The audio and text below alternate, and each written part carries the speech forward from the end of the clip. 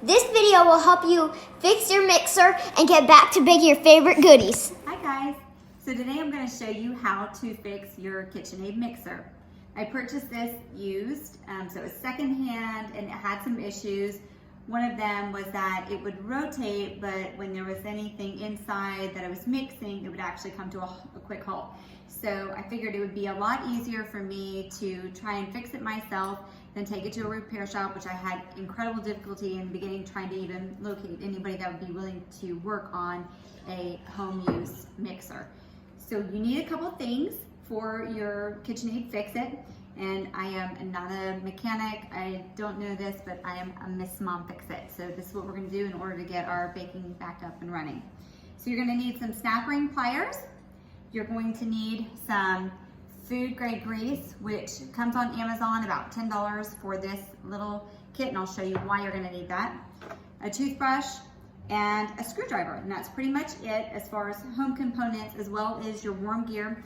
That's about 90% of the issue that comes with your KitchenAid mixer when it starts to break. And one of the reasons is because it will fail first before it destroys your machine. So you want to make sure that you get the correct one. I actually purchased the wrong one and had to order the one that was for this, which is our 6-quart Architect KitchenAid, which is actually a brass warm gear. So I'm going to go ahead and we'll zoom in and show you how to fix your KitchenAid. First things first, make sure that your KitchenAid is unplugged. That is the most important thing. Do not have this thing plugged in while you're working on it. Yours may be a little different in order to take apart. Mine just had a pin in the back that you can use with a screwdriver to take the band off. And then there are 4 screws on each side that we'd have to unscrew, which I've already done that to pre-disassemble it for ease and showing you guys how to fix it. Second thing you're gonna do is really inspect your whole unit. Make sure you look at your circuit board, see if there's anything that looks fried. And then you're going to take off this entire housing unit, which is 4 screws again, to see what's inside. It's really going to be important that you have some type of cloth to clean out all of the old grease in there, because more than likely you're gonna have shards of whatever part has been destroyed in your machine. Ours was our warm gear. So we've cleaned it all out. I've pre-greased everything back up, but you're going to clean this all out and really take a look at each component to see what is wrong. So you can turn your spindle here and take a look at every part to see. Ours, you could really see well that the warm gear was destroyed by looking at it. We're gonna take out this unit that has the bearings on it. I did order off an e-replacement for about $30, the front and the rear bearings as well as the thrust bearings. So I could replace these because our warm gear was not just our only issue with our machine. So we've got the front and the rear, and I'm gonna show you a close-up of this only because this was another challenge for me looking at YouTube videos, is how to put it back together after I dropped it on the floor.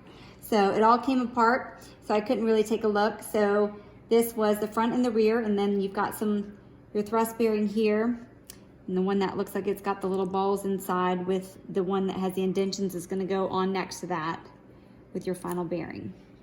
So you're gonna take that out, inspect that really well, and then with your snap pliers, which I did not have, so I had to use some pliers to try to peel apart your little bearing right here that sits flush on top of your warm gear. Mine is this brass one. Yours may be a plastic looking or a yellowy looking one. This is what I had to replace. So you remove that, remove this little one that sits on top of it, remove your warm gear, get rid of it, clean all your grease out.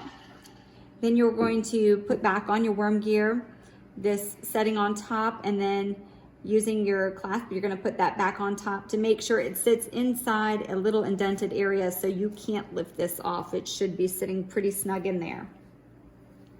You're gonna replace your bearings and making sure they're sitting in there flush. You don't want them rotating. And then you're gonna re-grease your entire machine into your components. You'll then affix your housing back on here, watching out for your circuit board so you don't damage that.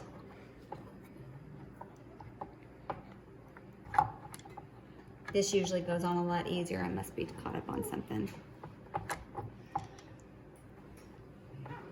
No, you know what? I am. It's backwards. So make sure you're putting it on the right way too, and this is part of the trial and error, and this is why I'm just the mom fix it and not an actual mechanic or a repair person to fix it. So that's on there. You're gonna re-screw it back in. You're gonna put your housing unit back on after you've got your 4 screws in. You're gonna put your band back on. And you're gonna test it first in a low gear and then go in through your gears just to check and see how your machine is operating. And hopefully the worm gear and maybe your bearings are just it for the right fix it. Good luck.